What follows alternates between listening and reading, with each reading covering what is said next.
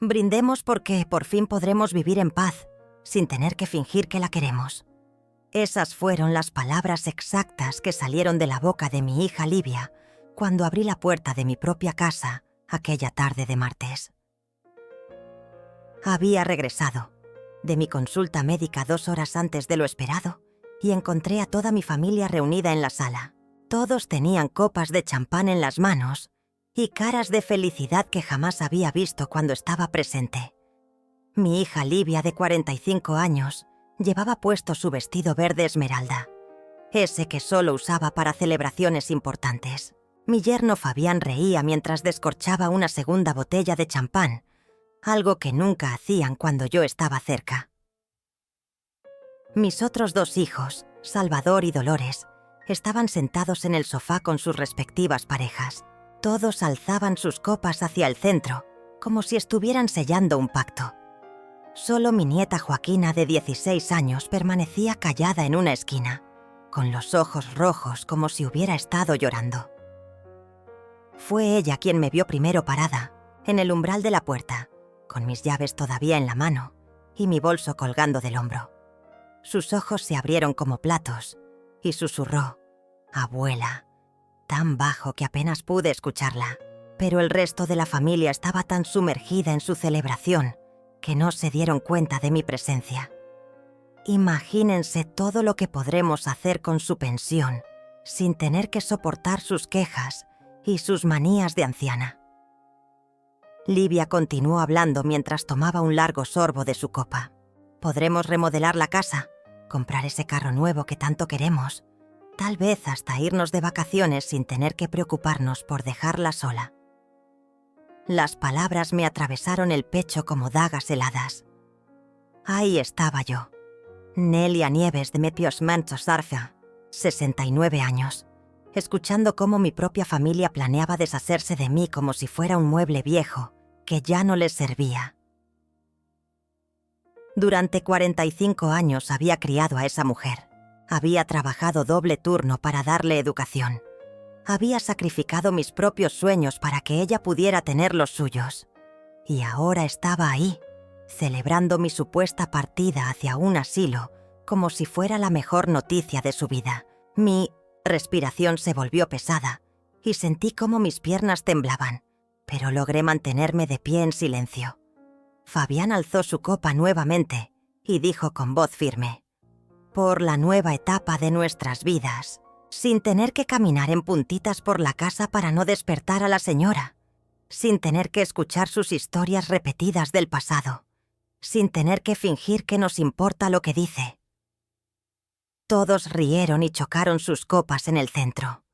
El sonido del cristal resonó en mis oídos como campanas funerarias. Era como si estuvieran celebrando mi muerte en vida, como si yo ya no existiera para ellos. Mi nieta Joaquina se levantó lentamente del sillón y caminó hacia donde yo estaba, pero le hice una seña silenciosa con la mano para que no dijera nada. Necesitaba escuchar todo. Necesitaba saber exactamente lo que pensaban de mí, de la mujer que les había dado todo, sin pedir nada a cambio. Y lo mejor de todo es que ni siquiera tendremos que visitarla seguido. Salvador, mi hijo de 40 años, continuó la conversación. Podemos ir una vez al mes, aparentar que nos importa, y listo. El resto del tiempo será completamente nuestro. Sus palabras fueron como puñaladas directas al corazón. Este era el mismo niño que solía abrazarme cuando tenía pesadillas. El mismo que me decía que yo era la mejor mamá del mundo cuando le curaba sus heridas de la infancia. Ahora hablaba de mí como si fuera una obligación molesta de la que finalmente se habían liberado. Dolores, mi hija menor de 38 años, aplaudió suavemente y agregó: «Mamá ya cumplió su función en nuestras vidas. Nos crió, nos educó. Y ahora es hora de que cada uno viva su propia vida sin cargas del pasado». Cada palabra era un martillo golpeando mi alma. Retrocedí un paso hacia la puerta, sintiendo cómo el mundo se tambaleaba bajo mis pies. El hogar donde había invertido décadas de amor, sacrificio y dedicación Se había convertido en un tribunal donde me juzgaban culpable de existir. La sala donde habíamos compartido tantas navidades, cumpleaños y momentos felices, ahora era el escenario de mi propia sentencia de muerte emocional. Joaquina me miró con lágrimas en los ojos y articuló en silencio: «Lo siento, abuela». Fue en ese momento que entendí que ella había sido la única que se opuso a esta decisión, la única que había defendido mi lugar en la familia. Pero su voz de adolescente no había tenido peso contra la determinación de los adultos que controlaban la casa. Con el corazón destrozado pero la dignidad intacta, cerré la puerta suavemente y caminé de regreso hacia mi auto. No hice ruido, no lloré, no grité. Simplemente me alejé en silencio mientras escuchaba sus risas, celebrando mi ausencia. Esa noche dormiría en mi carro, antes de regresar a esa casa. Pero ya había tomado una decisión que cambiaría todo para siempre. Esa noche, sentada en el asiento del conductor de mi viejo auto mientras la lluvia golpeaba el parabrisas, cerré los ojos y dejé que los recuerdos me transportaran a tiempos mejores. Recordé cuando Livia tenía apenas 5 años y corría hacia mí con sus pequeños brazos extendidos cada vez que llegaba del trabajo. «Mami, mami, te extrañé mucho», me decía mientras se aferraba a mis piernas con una fuerza que parecía querer fusionarnos para siempre. Su cabello rubio brillaba bajo la luz del atardecer y sus ojos verdes me miraban como si yo fuera la persona más importante del universo. En esos días, cuando su padre nos había abandonado y yo trabajaba 14 horas diarias en la fábrica textil para sostener nuestro hogar, ella era mi razón de existir, mi motor para levantarme cada madrugada. Recordé las noches cuando se enfermaba y yo me quedaba despierta toda la noche, poniendo paños fríos en su frente ardiente y cantándole canciones de cuna hasta que la fiebre cedía. Sus manitas se aferraban a las mías mientras susurraba: «No te vayas, mami, quédate conmigo». Y yo me quedaba, siempre me quedaba, porque era mi niña, mi tesoro más preciado. ¿Cuántas veces sacrifiqué mis propias necesidades para que ella tuviera lo mejor? Cuando cumplió 15 años y quería ese vestido caro para su fiesta, yo trabajé turnos extra durante 3 meses para comprárselo. Vi cómo sus ojos se iluminaron cuando se lo probó frente al espejo. Cómo giró y giró sintiéndose la princesa más hermosa del mundo. «Eres la mejor mamá que existe», me dijo esa noche, abrazándome tan fuerte que sentí cómo su amor llenaba cada rincón vacío de mi corazón. Pero ahora, sentada en la oscuridad de mi auto, esa misma niña que había cuidado con tanto esmero, celebraba mi partida como si fuera una liberación. El contraste era tan brutal que sentía cómo se desgarraba algo profundo en mi pecho. También recordé a Salvador cuando era pequeño, cómo solía esconderse detrás de mí cuando tenía miedo, cómo me pedía que le contara cuentos antes de dormir. «Cuéntame el del príncipe valiente, mami», me decía con sus ojos brillantes de ilusión. Yo inventaba historias donde él era el héroe, donde salvaba a la princesa y vivía feliz para siempre. Nunca pensé que décadas después, ese mismo niño estaría planeando alejarme de su vida como si fuera un obstáculo para su felicidad. Y Dolores, mi bebé, la que llegó cuando yo ya creía que no tendría más hijos. Recordé cómo solía cargarla durante horas cuando no podía dormir, caminando por toda la casa mientras le cantaba suavemente al oído. Su llanto se calmaba solo con el sonido de mi voz, como si mi presencia fuera su refugio seguro en el mundo. Ahora esa misma hija había dicho que yo ya había cumplido mi función, como si fuera una herramienta desechable que había perdido su utilidad. Las lágrimas comenzaron a rodar por mis mejillas mientras recordaba todos los sacrificios que había hecho por ellos. Renuncié a oportunidades de trabajo mejor pagado para estar disponible cuando me necesitaran. Cancelé citas románticas porque prefería quedarme en casa, cuidándolos cuando estaban enfermos. Vendí mis pocas joyas para pagar sus estudios universitarios. Hipotequé mi casa para ayudar a Livia cuando se casó y necesitaba dinero para su nuevo hogar. Cada decisión había sido motivada por amor incondicional, por la convicción de que mis hijos eran lo más importante en mi vida. Pero aparentemente, ese amor había sido unidireccional. Mientras yo los amaba sin condiciones, ellos me veían como una carga que había que soportar hasta encontrar la oportunidad de deshacerse de mí. El aroma del perfume que usaba cuando eran pequeños todavía estaba impregnado en mi ropa, ese mismo perfume que solían reconocer cuando llegaba del trabajo y corrían a recibirme. Ahora ese mismo aroma era testigo silencioso de mi dolor, de la traición más grande que había experimentado en mis 69 años de vida. Recordé también los domingos familiares, cuando cocinaba para todos y la casa se llenaba de risas y conversaciones. Yo me levantaba a las 5 de la mañana para preparar sus platos favoritos, para que cada uno sintiera que era especial. Livia siempre pedía mi arroz con pollo, Salvador no podía vivir sin mis empanadas, y Dolores se volvía loca con mis postres caseros. Yo cocinaba con amor, poniendo en cada ingrediente un pedazo de mi corazón.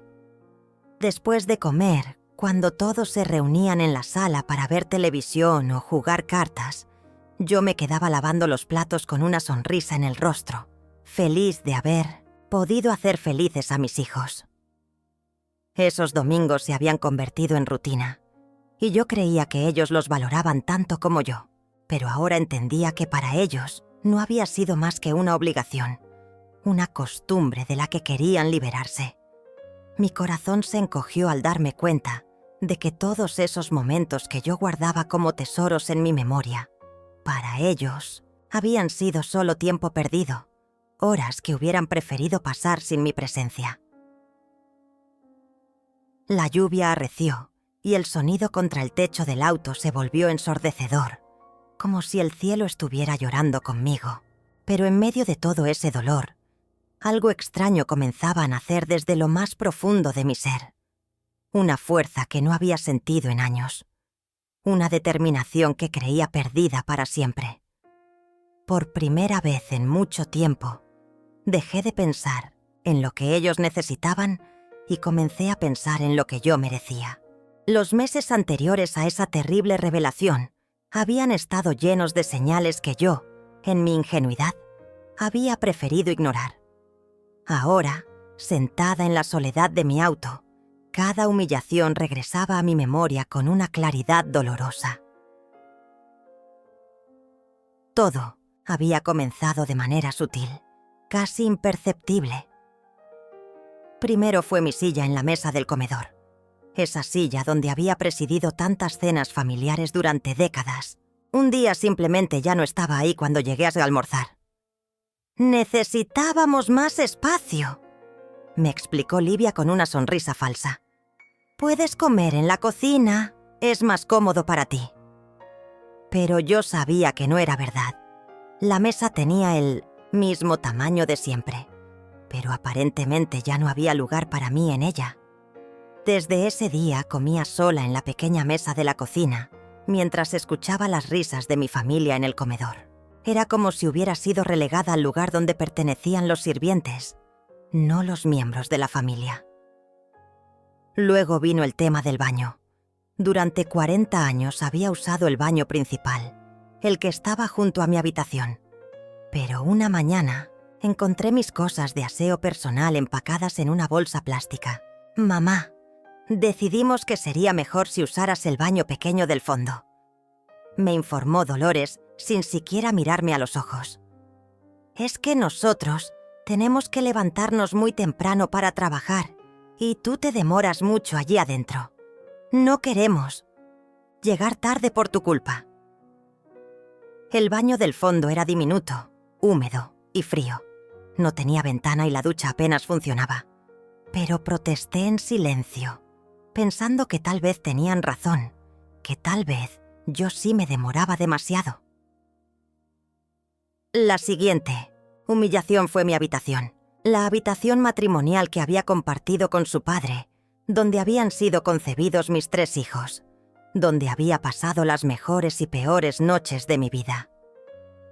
«Mira, mamá, necesitamos convertir tu cuarto en oficina», me anunció Salvador, un viernes por la tarde. «Fabián va a trabajar desde casa y necesita un espacio adecuado. Te preparamos un lugar muy cómodo en el cuarto de lavado». El cuarto de lavado. Me mudaron al cuarto donde estaban la lavadora, la secadora y todos los productos de limpieza.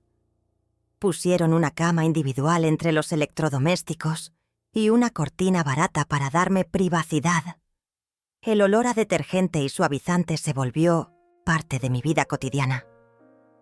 El ruido de la lavadora me despertaba en las madrugadas cuando Livia decidía lavar ropa. La humedad del lugar me calaba hasta los huesos, pero cuando me quejé, me dijeron que debía estar agradecida de tener un techo sobre mi cabeza. Pero la humillación más grande había sido el tema de mi pensión. Durante años yo había contribuido gustosa con los gastos de la casa. Entregaba mi dinero pensando que era mi aporte como miembro de la familia. Sin embargo, con el tiempo me di cuenta de que no era una contribución, sino una explotación. Fabián había dejado de trabajar y vivía completamente de mi pensión. Livia había reducido sus horas laborales porque, total, mamá puede cubrir los gastos. Cuando pedía dinero para mis medicamentos o para comprar algo personal, me miraban como si fuera una carga egoísta.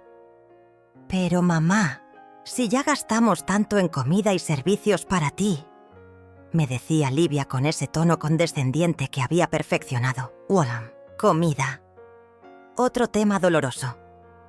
Gradualmente dejaron de preguntarme qué quería comer.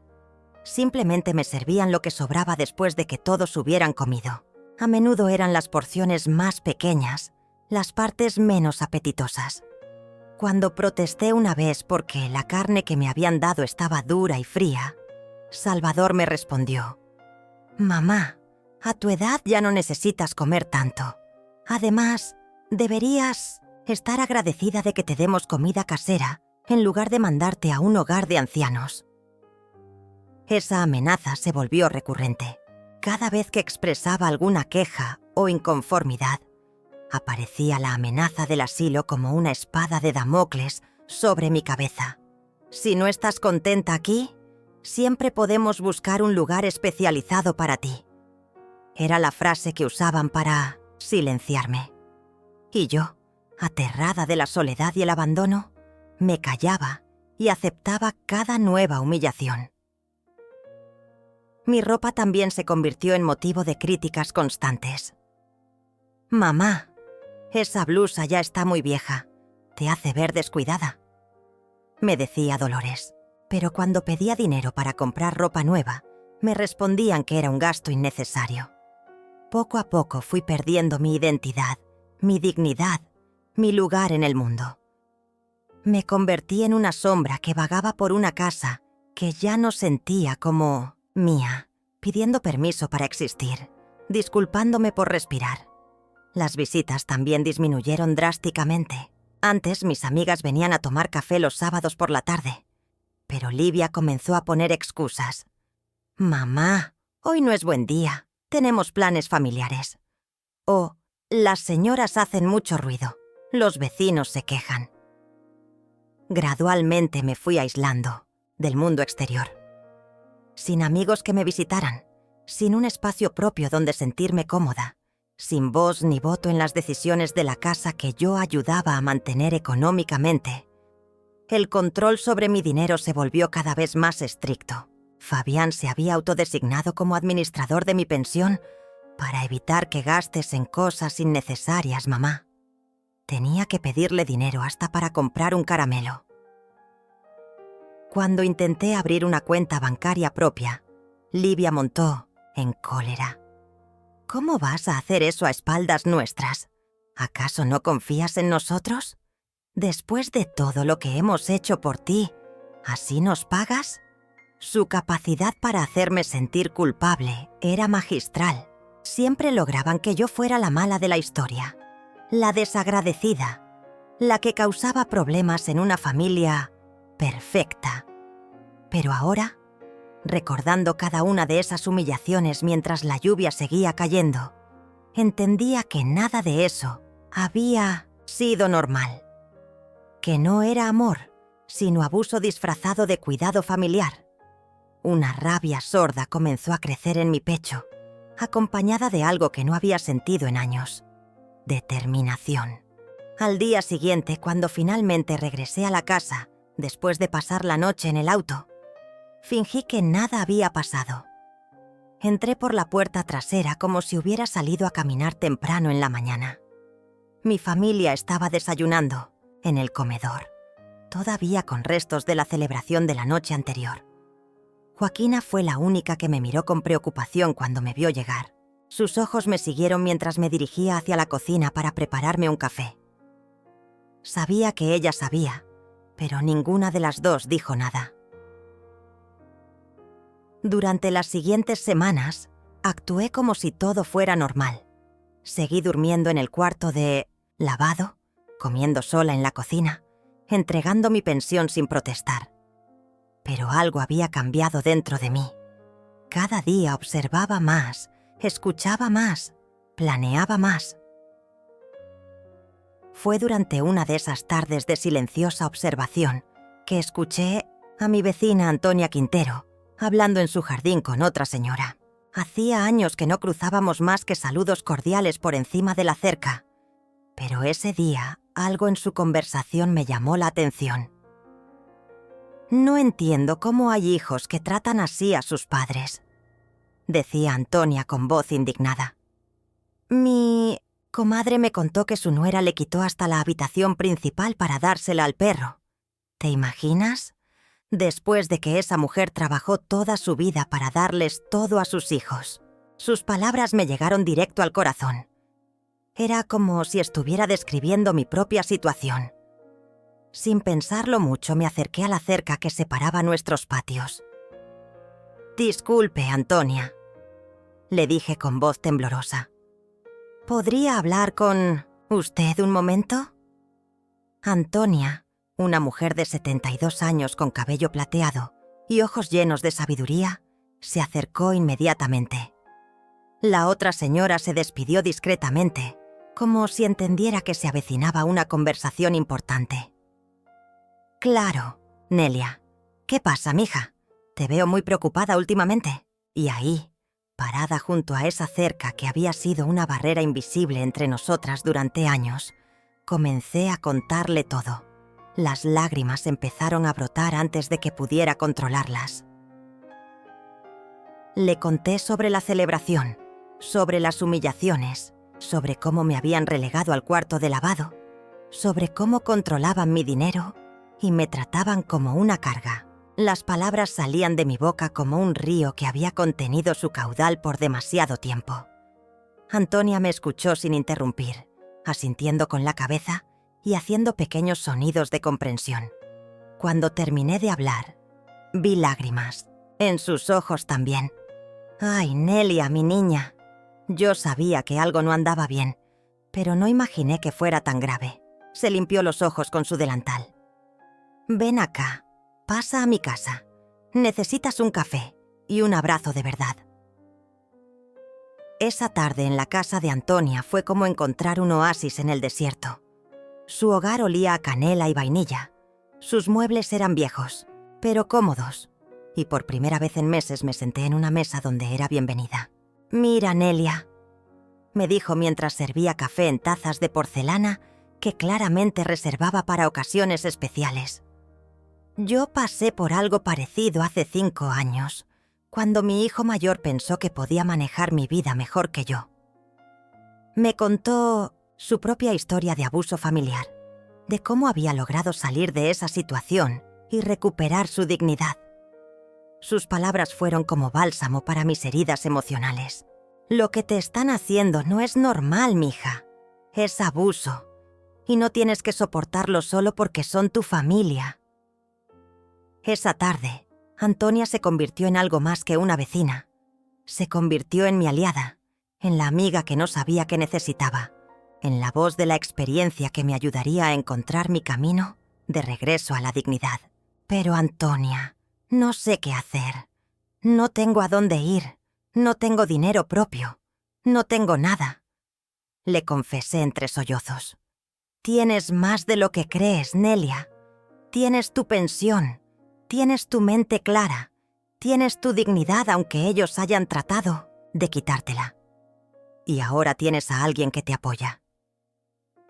Antonia me explicó que su casa era grande y que vivía sola desde que enviudó. Si algún día necesitas un lugar donde quedarte, mi puerta siempre estará abierta para ti. Pero antes de llegar a eso, vamos a explorar todas tus opciones. Durante las siguientes semanas comencé a visitar a Antonia regularmente. Le decía a mi familia que iba a caminar por el barrio, pero en realidad me refugiaba en su cocina, donde podía hablar libremente y sentirme como una persona real otra vez. Antonia me ayudó a entender mis derechos. Me explicó sobre las leyes de protección a personas mayores, sobre cómo podía recuperar el control de mi dinero, sobre las opciones legales que tenía disponibles. «No se trata de venganza, mija», me decía mientras tejía en su mecedora. «Se trata de justicia. Se trata de que recuperes tu lugar en el mundo». También me ayudó a reconstruir mi autoestima. Cada tarde, mientras tomábamos café, me recordaba todas las cosas valiosas que había hecho en mi vida, todos los sacrificios que había hecho por amor, toda la sabiduría que había acumulado en mis 69 años. Tú no eres una carga, Nelia. Eres una mujer fuerte que crió 3 hijos prácticamente sola. Eres una trabajadora que contribuyó a la sociedad durante décadas. Eres una sobreviviente que merece respeto y amor. Sus palabras comenzaron a sanar las heridas que años de maltrato habían dejado en mi alma. Por primera vez en mucho tiempo, empecé a recordar quién era yo antes de convertirme en la sombra silenciosa que habitaba el cuarto de lavado. Antonia también me presentó a otras amigas suyas, mujeres mayores que se reunían los jueves por la tarde para tejer y conversar. Al principio me daba vergüenza unirme al grupo, pero ellas me recibieron con los brazos abiertos. «Aquí todas tenemos historias que contar», me dijo Francisca, una mujer de 75 años con una sonrisa contagiosa. «Y todas hemos aprendido que nunca es demasiado tarde para empezar de nuevo». Escuchar las historias de estas mujeres me dio perspectiva. No era la única que había enfrentado el abandono familiar, la falta de respeto, el abuso económico, pero también había aprendido que no tenía que resignarme a esa situación. Gradualmente, mi tristeza comenzó a transformarse en determinación. Mi vergüenza se convirtió en indignación justificada, y mi miedo empezó a dar paso a una extraña sensación de libertad. Antonia se convirtió en más que una amiga. Se convirtió en mi hermana del alma, en la familia que había elegido en lugar de la que me había tocado por sangre. «Cuando estés lista, Nelia», me dijo una tarde mientras el sol se ponía, «vamos a hacer que recuperes tu vida. Pero va a ser en tus términos, a tu ritmo y con toda la dignidad que mereces». Por primera vez en años, empecé a creer que era posible. Las conversaciones con Antonia habían plantado semillas de rebeldía en mi corazón que comenzaron a germinar lentamente. Durante las noches en el cuarto de lavado, mientras escuchaba el ronroneo de la lavadora y respiraba el aroma químico de los detergentes, empecé a escribir mis pensamientos en un cuaderno viejo que había encontrado entre mis cosas. Al principio eran solo desahogos, quejas escritas que me ayudaban a procesar todo el dolor acumulado. Pero gradualmente, esas palabras se transformaron en algo más poderoso. Declaraciones de guerra silenciosa contra mi propia resignación. No vine a este mundo para ser invisible en mi propia casa. Escribí una noche, sorprendiéndome de la firmeza de mi propia letra. Era como si una voz nueva hubiera despertado dentro de mí. Una voz que había estado dormida durante años. Cada día que pasaba, me sentía un poco más fuerte. Las tardes con Antonia y su grupo de amigas me habían mostrado que existía una vida más allá de las paredes de esa casa, donde me habían convertido en prisionera de mi propio amor maternal. «Merezco más que esto», me repetía cada mañana mientras me miraba al espejo del pequeño baño.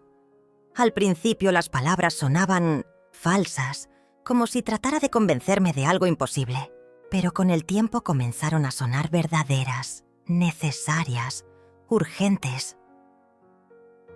Una tarde, mientras fingía leer en la sala y en realidad observaba a mi familia, escuché a Livia quejarse por teléfono con una amiga. «Es que es muy difícil mantener a una persona mayor en casa. Come mucho, gasta mucho, ocupa espacio. Pero bueno, ¿qué le vamos a hacer? Es mi madre». Sus palabras me atravesaron, pero esta vez no solo con dolor, sino con una indignación cristalina que me sorprendió. En lugar de encucharme y llorar como habría hecho meses atrás, sentí una fuerza extraña elevándose desde mi estómago hasta mi garganta. Esa noche escribí: «No necesito permiso para empezar de nuevo. A los 69 años todavía tengo tiempo para ser feliz». Era cierto. ¿Por qué había asumido que mi vida había terminado solo porque mis hijos no me valoraban? ¿Por qué había aceptado que mi único destino era ser tolerada hasta que muriera? Los jueves por la tarde en casa de Antonia se habían convertido en mi santuario semanal. Ese grupo de mujeres mayores me estaba enseñando cosas que nunca pensé que necesitaría aprender a mi edad. Cómo abrir una cuenta bancaria independiente, cómo buscar apartamentos en alquiler, cómo solicitar ayuda legal gratuita. Francisca se mudó a los 73 años y ahora es la mujer más feliz que conozco. Me contó Antonia mientras tejíamos bufandas para donar. Clara dejó la casa de su hijo a los 75 y ahora vive en un apartamento pequeño, pero es suyo, su propio espacio, sus propias reglas. Cada historia era un ejemplo de que la libertad no tenía fecha de vencimiento, que la dignidad se podía recuperar a cualquier edad, que yo no estaba condenada a ser víctima para siempre. «Se acerca el día en que dejarán de subestimarme», escribí una noche, y las palabras se sintieron como una profecía. Podía sentir algo moviéndose dentro de mí, una energía que no había experimentado en años. Durante el día, mientras realizaba las tareas domésticas que me habían asignado sin consultarme, empecé a observar todo con ojos nuevos. La casa que había sido mi hogar durante décadas ahora la veía como un lugar donde había estado presa. Cada rincón me recordaba una humillación. Cada mueble era testigo de mi degradación gradual. Pero también empecé a ver oportunidades donde antes solo veía obstáculos. Mi pensión era mía, no de ellos. Mi nombre estaba en varios documentos importantes de la casa. Tenía más poder del que me habían hecho creer. «No vine a vengarme, vine a recuperar lo que me pertenece», escribí después de una conversación particularmente iluminadora con Antonia sobre mis derechos legales. Ella me había explicado que como propietaria de la casa, yo tenía derechos que mis hijos no podían simplemente ignorar. La revelación más importante llegó cuando me di cuenta de que había estado esperando que ellos cambiaran, que algún día despertaran y me trataran con el amor y respeto que merecía. Pero eso nunca iba a pasar. El cambio tenía que venir de mí. Una mañana, mientras preparaba el desayuno que ellos comerían sin siquiera darme las gracias, me detuve frente a la ventana de la cocina y observé el jardín que había cuidado durante años. Las flores que había plantado seguían floreciendo, hermosas e independientes, sin necesidad de que nadie las validara o les diera permiso para existir. «Yo también puedo florecer sola», susurré, y fue como si hubiera pronunciado un conjuro mágico.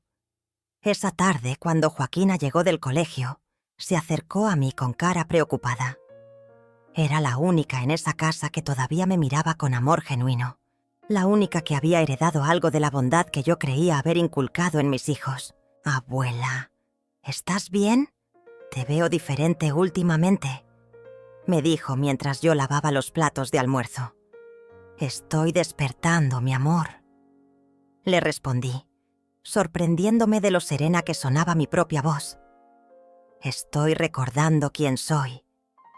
Joaquina me abrazó con fuerza, y en ese abrazo sentí la confirmación de que no todo estaba perdido, que había al menos una persona en esa familia que entendía mi valor. Tu mamá y tus tíos no entienden algo muy importante, le dije suavemente. Piensan que porque soy mayor, ya no tengo derecho a ser feliz. Pero se equivocan. Las siguientes semanas fueron de preparación silenciosa. Seguí fingiendo que era la misma mujer resignada de siempre, pero por dentro estaba organizando mi propia revolución personal. Antonia me ayudó a abrir una cuenta bancaria en un banco diferente al que usaba mi familia. Es importante que tengas control total sobre tu dinero, mija. Es tu primera línea de defensa. También comencé a guardar documentos importantes en casa de Antonia. Mi cédula de identidad, los papeles de la casa, los documentos de mi pensión. Todo lo que necesitaría para demostrar quién era y qué me pertenecía. La libertad se construye paso a paso, me había dicho Clara durante una de nuestras reuniones de los jueves. Primero recuperas tu identidad, luego recuperas tu poder y finalmente recuperas tu vida. Cada noche, antes de dormir en esa cama incómoda rodeada de electrodomésticos, escribía una línea más en mi cuaderno. Frases que se estaban convirtiendo en el manifiesto de mi nueva existencia. Mi edad no es una disculpa para ser maltratada. Tengo derecho a la dignidad hasta el último día de mi vida. No soy una carga. Soy una mujer completa con una historia valiosa. Mi valor no depende de lo que otros piensen de mí. El cambio más notable era que había dejado de llorar. El llanto había sido reemplazado por una determinación fría y calculada. No era odio lo que sentía, sino una claridad cristalina sobre lo que tenía que hacer. Una noche, mientras escuchaba a Livia y Fabián discutir sobre cómo gastar mi dinero en el dormitorio principal, escribí la frase que marcaría el punto de no retorno. El momento de actuar ha llegado. Ya no hay vuelta atrás. El lunes por la mañana, después de que todos salieron de la casa, tomé una decisión que cambiaría mi vida para siempre. Me dirigí al teléfono de la cocina y marqué el número que Antonia me había dado días atrás. Buenos días, ¿abogado Tomás Reyes? Mi voz temblaba ligeramente, pero había una firmeza en ella que no había escuchado en años. Me llamo Nelia Nieves y necesito asesoría legal urgente sobre abuso familiar y derechos de propiedad. La cita quedó programada para esa misma tarde. Le dije a mi familia que tenía una consulta médica de rutina, algo que ya no les causaba ningún interés. Había aprendido que mi salud solo les importaba cuando tenían que gastar dinero en ella.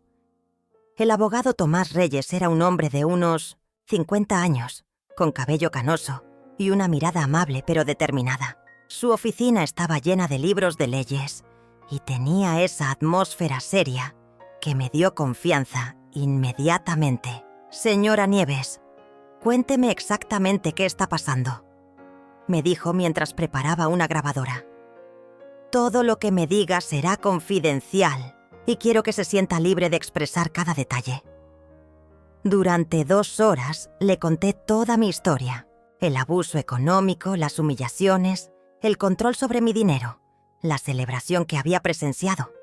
El abogado tomaba notas constantemente y de vez en cuando hacía preguntas específicas sobre fechas, documentos y testigos. Señora Nieves, lo que me está describiendo constituye abuso financiero y emocional hacia una persona mayor.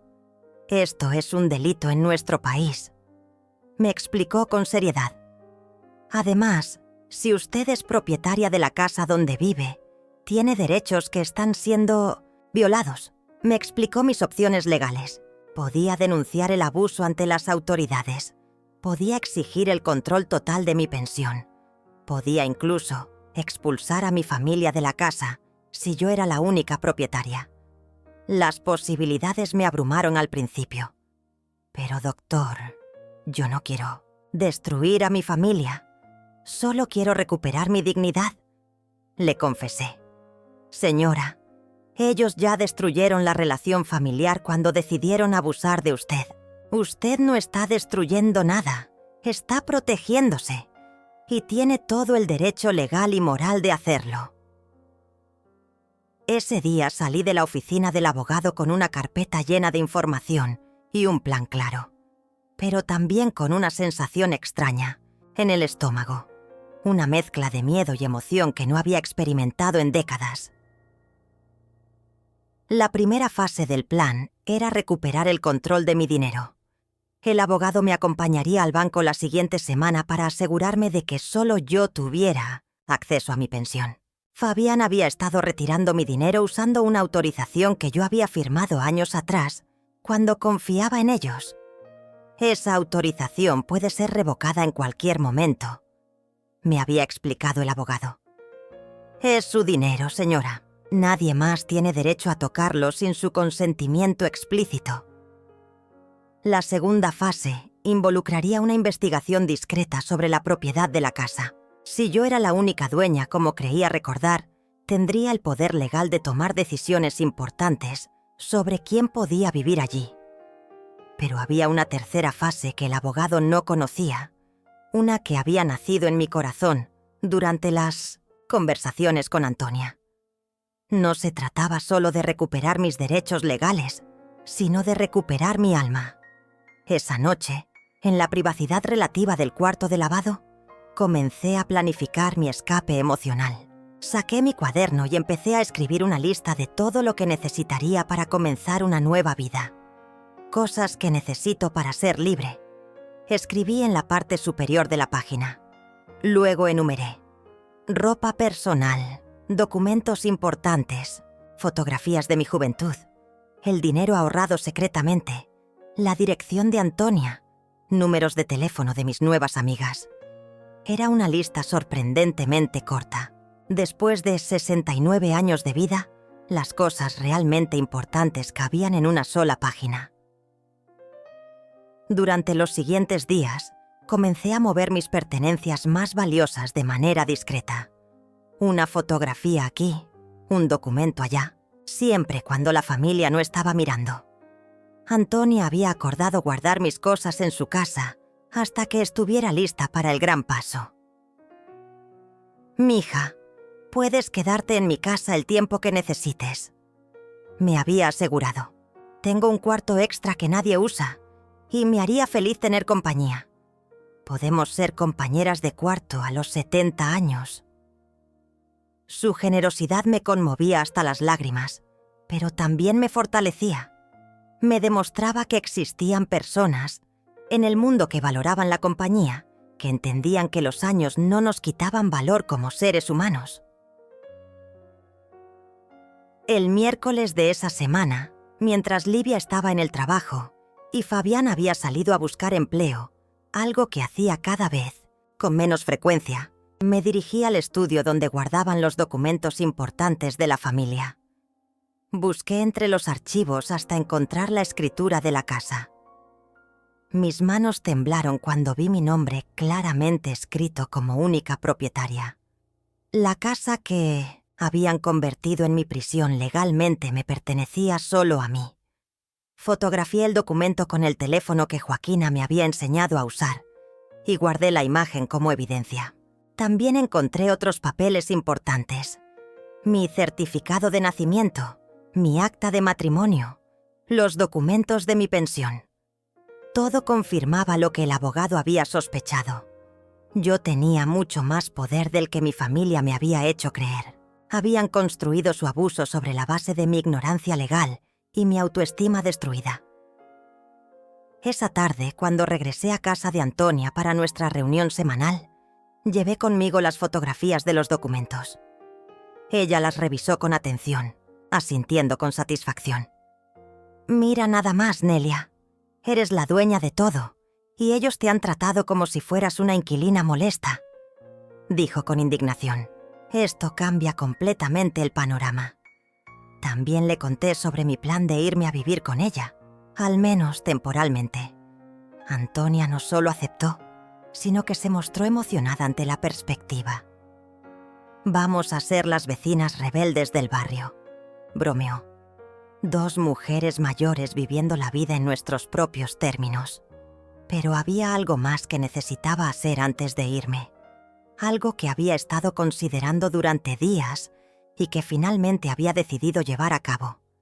Quería vender algunas de mis pertenencias más valiosas, esas que había atesorado durante años y que sabía que mi familia pensaba heredar automáticamente. Mi anillo de matrimonio, un collar de perlas que había sido de mi madre, algunos cuadros antiguos que tenían valor.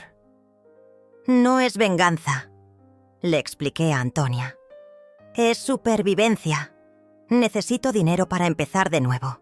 Y esas cosas son mías para hacer con ellas lo que considere apropiado». El plan estaba tomando forma. El lunes siguiente iría al banco con el abogado para recuperar el control de mi pensión. El martes comenzaría a vender mis objetos de valor de manera discreta. El miércoles empezaría a empacar mis cosas más esenciales. Y el jueves, mientras ellos estuvieran fuera, me iría de esa casa para siempre. ¿Tienes miedo?, me preguntó Antonia mientras tomábamos té en su cocina. «Sí», admití. «Pero tengo más miedo de quedarme y morir siendo invisible en mi propia vida». Era cierto. Por primera vez en años, el miedo al cambio era menor que el miedo a seguir igual.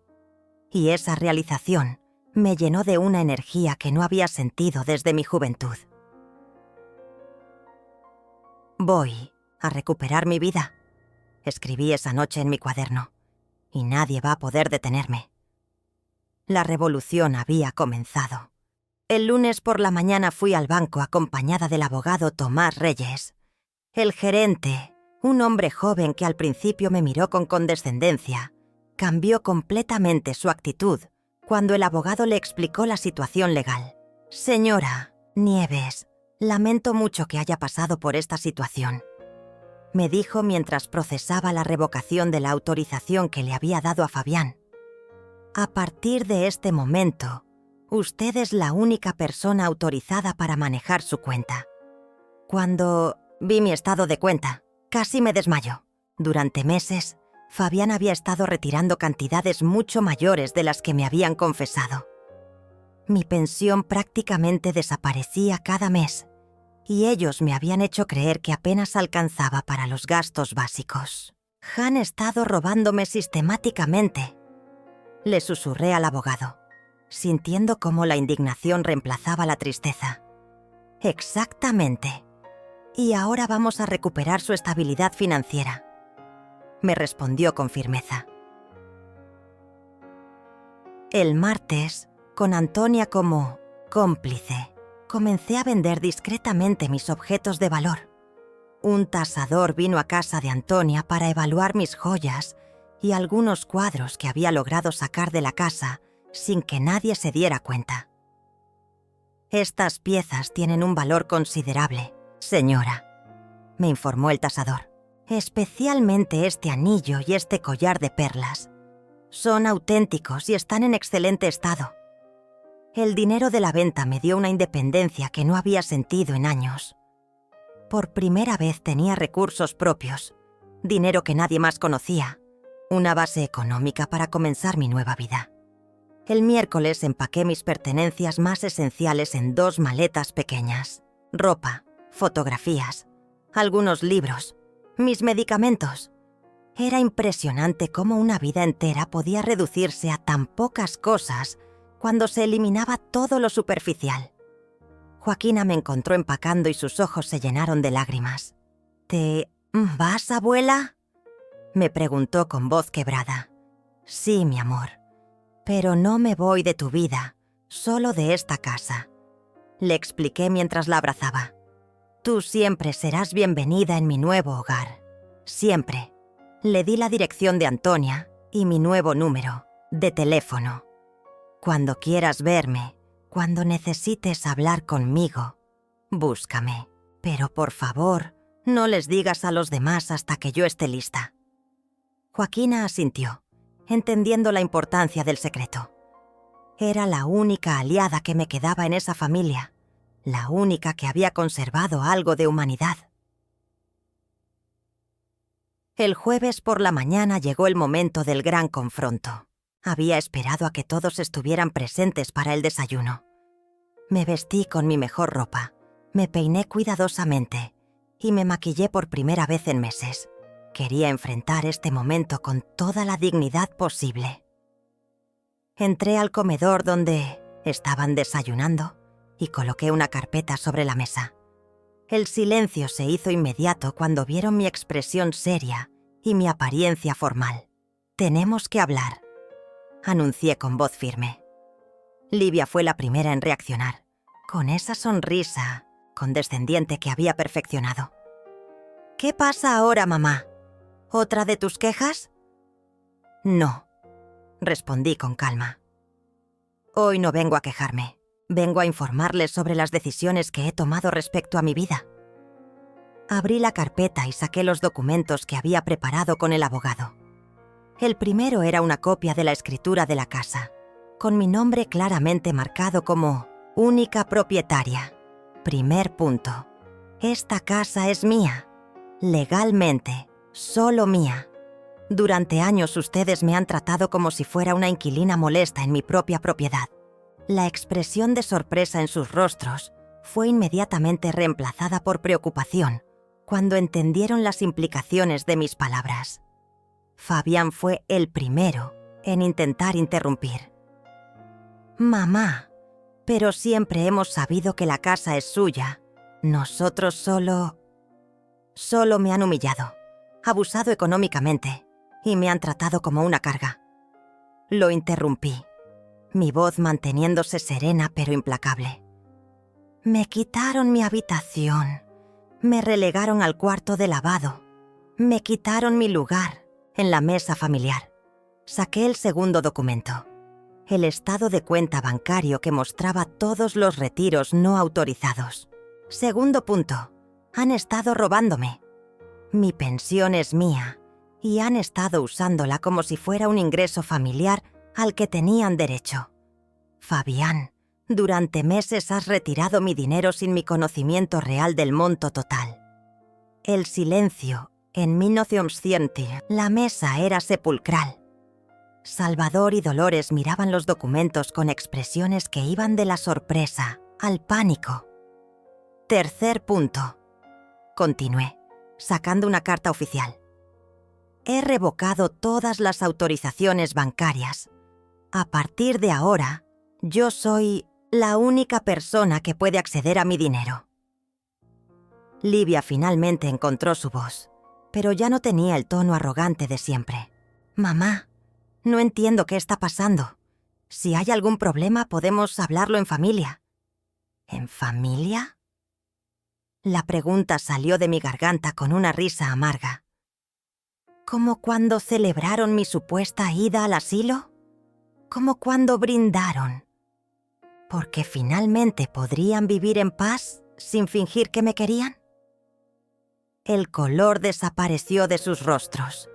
La celebración que creían secreta había sido descubierta, y ahora entendían que yo había escuchado cada palabra cruel. Cuarto punto, continué, implacable. Me voy de esta casa hoy mismo, no porque ustedes me echen, sino porque elijo irme. Elijo vivir donde sea valorada y respetada. Pero mamá, ¿a dónde vas a ir? No puedes vivir sola a tu edad, dijo Dolores, y en su voz había un tono de pánico que no tenía que ver con preocupación por mi bienestar. Tengo dónde ir, tengo personas que me valoran, tengo una nueva vida esperándome. Fabián se levantó de la mesa, claramente agitado. Señora, pero si usted se va, ¿cómo vamos a mantener la casa? Nosotros no podemos pagar todos los gastos. Sin su ayuda, ese ya no es mi problema. Respondí con una calma que me sorprendió a mí misma. Durante años me hicieron sentir como si fuera una carga. Ahora tendrán la oportunidad de vivir sin esa carga. Me dirigí hacia la puerta del comedor, pero me detuve y me volví hacia ellos una última vez. No me voy por cobardía. Me voy porque entendí que ya no tengo que quedarme donde no soy querida. Me voy porque, a los 69 años todavía tengo derecho a la dignidad. Y respecto a la casa, agregué, viendo sus rostros llenos de preocupación, tendrán 30 días para demostrarme que pueden tratarme con el respeto que merezco. O tendré que tomar decisiones más drásticas sobre quién puede vivir en mi propiedad. Salí del comedor con la cabeza en alto, sintiendo cómo cada paso me alejaba de una vida de humillaciones y me acercaba a una nueva existencia llena de posibilidades. Mis maletas ya estaban en el auto. Joaquina estaba esperándome en el jardín, con lágrimas en los ojos, pero también con una sonrisa orgullosa. «Estoy orgullosa de ti, abuela», me susurró mientras me abrazaba. «Y yo estoy orgullosa de haberme dado cuenta de que nunca es demasiado tarde para elegir la dignidad». Subí a mi auto y manejé hacia casa de Antonia, sintiendo cómo cada metro recorrido era un paso hacia la libertad. En el espejo retrovisor vi a mi familia parada en la puerta, finalmente entendiendo que la mujer, que habían subestimado durante años, había tomado el control de su propia vida. La revolución había triunfado. La casa de Antonia me recibió como un refugio después de una tormenta. Su sala olía a flores frescas y café recién hecho. Y por primera vez en años sentí que estaba en un hogar real, un lugar donde mi presencia era deseada y valorada. «Bienvenida a tu nueva vida, Nelia», me dijo Antonia mientras me ayudaba a subir mis maletas. «Este cuarto es tuyo por el tiempo que necesites. Y si quieres, puede ser tuyo para siempre». El cuarto que me asignó era luminoso y acogedor, con una ventana que daba al jardín lleno de rosas que ella cuidaba con tanto amor. Tenía una cama cómoda, un escritorio pequeño donde podría escribir, y lo más importante, tenía una puerta que podía cerrar cuando quisiera privacidad. Esa primera noche, acostada en una cama que no vibraba con el ruido de electrodomésticos, sin el olor químico de los detergentes, dormí profundamente por primera vez en meses. Era como si mi cuerpo finalmente pudiera relajarse después de estar en estado de alerta constante. Los primeros días fueron de adaptación silenciosa. Antonia me daba espacio para procesar todo lo que había pasado, pero también me incluía, naturalmente, en su rutina diaria. Desayunábamos juntas, cuidábamos el jardín, cocinábamos platos que realmente queríamos comer. ¿Sabes qué es lo más hermoso de vivir sola?, me preguntó una mañana mientras regábamos las plantas. Que puedes ser completamente tú misma. No tienes que esconder tus gustos, tus opiniones, tu forma de ser para complacer a nadie. Tenía razón. Gradualmente comencé a redescubrir partes de mí misma que había olvidado durante años de vivir para otros. Me gustaba leer novelas románticas, algo que mi familia siempre había criticado como tonterías para viejas. Me gustaba escuchar música clásica mientras cocinaba. Me gustaba levantarme temprano para ver el amanecer con una taza de café en las manos. El grupo de los jueves se convirtió en mi nueva familia elegida. Francisca, Clara, Estefanía y las demás mujeres me recibieron con los brazos abiertos, celebrando mi valentía y compartiéndome sus propias historias de renacimiento tardío. «Mira qué hermosa te ves», me dijo Clara una tarde. «Tienes color en las mejillas, brillo en los ojos. Es increíble lo que hace la libertad por una mujer». Era cierto. Cuando me miraba al espejo, veía a una mujer diferente. No solo físicamente más saludable, sino emocionalmente más viva. Había recuperado algo que creía perdido para siempre: la esperanza. Mientras tanto, mi teléfono sonaba constantemente. Livia, Salvador y Dolores me llamaban varias veces al día, alternando entre súplicas y amenazas veladas. Al principio contestaba, pero sus conversaciones seguían el mismo patrón. Me culpaban por ser egoísta, me acusaban de abandonar mi responsabilidad como madre, me prometían cambios que sabía que nunca llegarían. Mamá, por favor, regresa a casa. Te prometo que todo va a ser diferente, me decía Livia con voz llorosa. Esta es mi casa ahora, le respondía con calma. Y aquí sí soy tratada con respeto. Después de la primera semana, dejé de contestar sus llamadas. El abogado Tomás Reyes me había aconsejado que toda comunicación pasara por él para evitar manipulaciones emocionales. La segunda semana trajo una sorpresa inesperada. Joaquina apareció en la puerta de Antonia una tarde después del colegio, con una mochila llena de libros y una sonrisa nerviosa. «Hola, abuela. ¿Puedo quedarme a estudiar? ¿Aquí? En casa está todo muy tenso y no puedo concentrarme». La recibí con un abrazo que duró varios minutos. Mi nieta se había convertido en el puente entre mi vida anterior y mi nueva existencia. La prueba de que no todo había sido perdido en esa familia. «Claro que puedes, mi amor. Esta siempre será tu casa también». Antonia preparó chocolate caliente y galletas, y las tres nos sentamos en la cocina mientras Joaquina me contaba lo que estaba pasando en la casa que había dejado atrás. «Papá está desesperado buscando trabajo», me contó.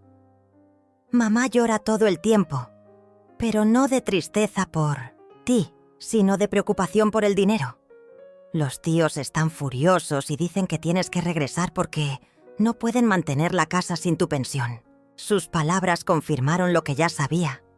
Su amor por mí había sido siempre condicional, basado en lo que yo podía proveerles económicamente.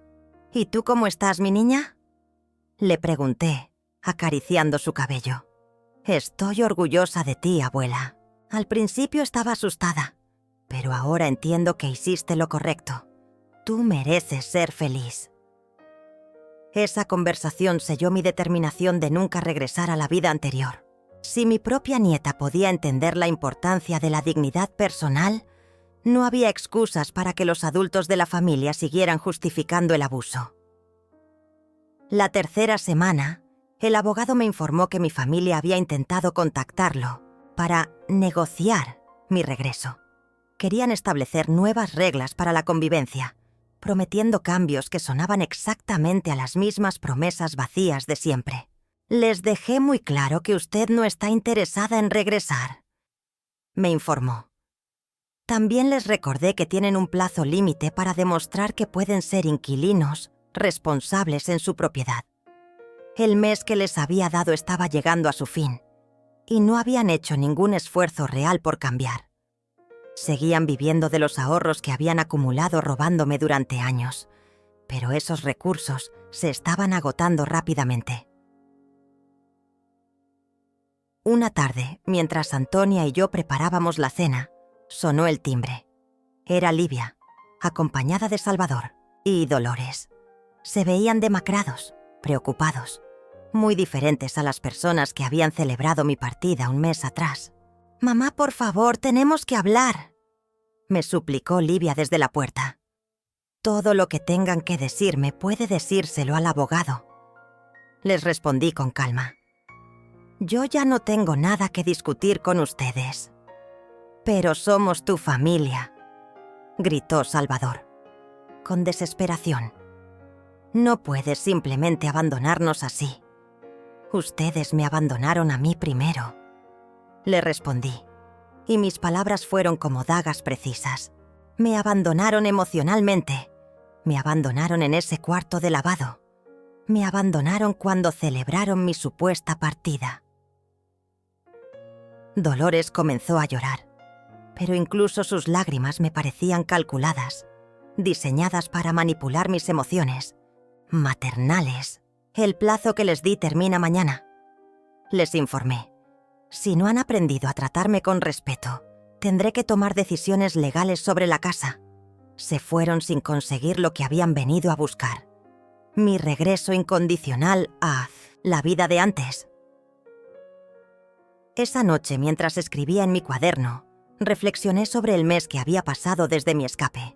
Había recuperado mi dignidad, mi independencia económica, mi paz mental. Había encontrado una nueva familia en Antonia y las mujeres del grupo. Había redescubierto quién era Nelia Nieves, más allá de ser madre, abuela y proveedora económica. No, vine a destruir una familia, escribí. Vine a salvar a una mujer que estaba desapareciendo lentamente. La transformación estaba completa, pero sabía que la historia aún no había terminado. 6 meses después de haber dejado mi prisión dorada, estaba sentada en el jardín de Antonia, viendo cómo Joaquina ayudaba a plantar nuevas rosas. La primavera había llegado, y con ella, una sensación de renacimiento que se extendía mucho, más allá de las flores que brotaban a nuestro alrededor. Mi familia había aprendido la lección más dura de sus vidas.